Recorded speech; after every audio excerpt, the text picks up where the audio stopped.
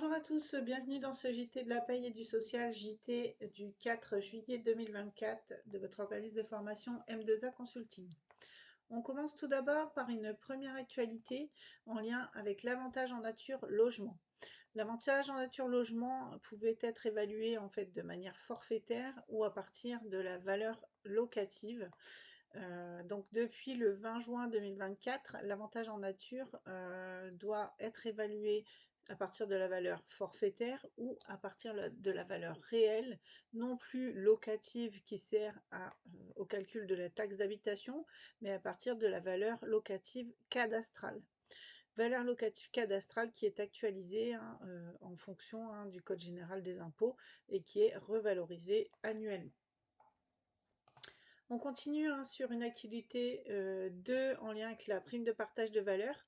Donc dernièrement, je vous avais parlé de 2 décrets qui étaient en cours de publication. Donc un premier décret a été publié au JO du 30 juin 2024 relatif à la prime de partage de valeur qui peut être placée sur un plan d'épargne salariale ou un plan d'épargne retraite collective. Donc l'employeur doit remettre aux salariés, pour chaque somme qui serait versée au titre de cette prime de partage de valeur, une fiche distincte du bulletin de paye qui mentionnera à la fois le montant de la prime de partage de valeur attribuée aux salariés, l'éventuelle retenue opérée au titre de la CSG-CRDS, et puis la possibilité d'affecter cette somme sur le plan d'épargne. À savoir que le salarié dispose d'un délai de 15 jours maximum pour pouvoir répondre à cette possibilité d'affectation.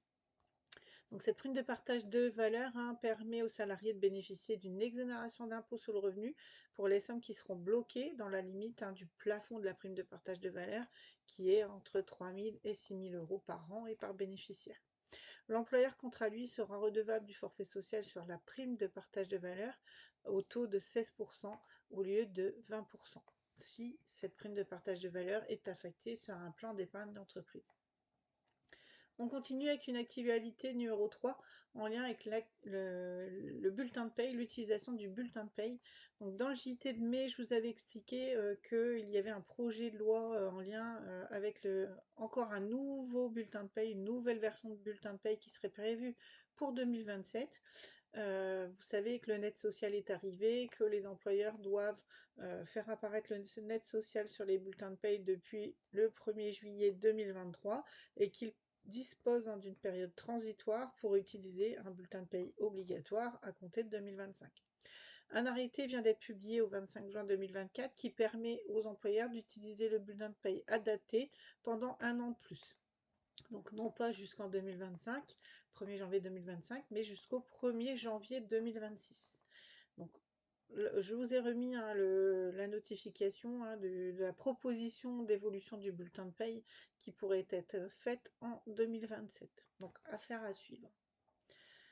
On continue sur une actualité en lien avec la réforme de l'assurance chômage qui, face aux résultats des élections législatives, ont décidé, dans un décret publié au JO du 1er juillet 2024, de prolonger en fait les règles actuelles d'assurance chômage et qui ajournent la réforme de l'assurance chômage. Pour rappel, ce projet de loi avait pour finalité de durcir les règles d'indemnisation du chômage. Donc notamment, voici quelques exemples. Il faudra avoir travaillé 8 mois sur une période de référence de 20 mois. La durée maximale d'indemnisation devrait passer à 15 mois au lieu de 18 pour les moins de 57 ans. Et puis il y avait également la création d'un bonus emploi senior pour accompagner et inciter le cumul emploi des seniors. Donc cette réforme est à ce jour ajournée le temps du second tour des élections législatives. On continue sur une actualité numéro 5 en lien avec la cotisation d'assurance chômage qui, je vous rappelle, est composée de 2 éléments. Donc la cotisation chômage et AGS regroupe la cotisation chômage à 4,05 et la cotisation AGS qui était au 1er janvier 2024 à 0,20%. Donc au 1er juillet 2024, cette dernière cotisation AGS est portée à 0,25%, ce qui ramène le taux donc non plus à 4,25 mais à 4,30 pour la ligne chômage et AGS.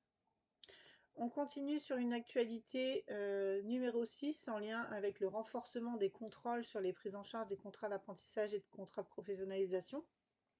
Donc un décret du 28 juin 2024 vient de paraître concernant les conditions de prise en charge et également les contrôles des OPCO, les opérateurs de compétences qui prennent en charge ces contrats d'apprentissage et les différentes dépenses afférentes à la formation des tuteurs et des maîtres d'apprentissage qui nécessitent parfois la certification MATU. C'est une certification qui est relative aux compétences et qui atteste des compétences du maître d'apprentissage et du tuteur qui prend en charge les apprentis. Donc à partir du mois d'août 2024, les contrôles et les conditions de prise en charge seront renforcées. On continue avec une actualité 7, donc pour les salariés qui seraient malheureusement victimes d'une interruption médicale de grossesse, elles peuvent désormais bénéficier d'IGSS maladie dès le premier jour d'arrêt de travail. Donc pour les arrêts de travail prescrits à partir du 1er juillet 2024, le délai de carence est supprimé en cas d'incapacité de travail qui serait liée à une interruption médicale de grossesse. Interruption médicale de grossesse qui doit être distinguée bien évidemment de l'IVG. Donc pour ce faire, il faudra adresser, le médecin traitant doit adresser un arrêt de travail spécifique qui s'intitule Avis de travail initial sans carence, dont je vous ai remis le visuel sur cette diapo. Voilà, c'est tout pour aujourd'hui. Je vous souhaite une belle journée et je vous dis à bientôt.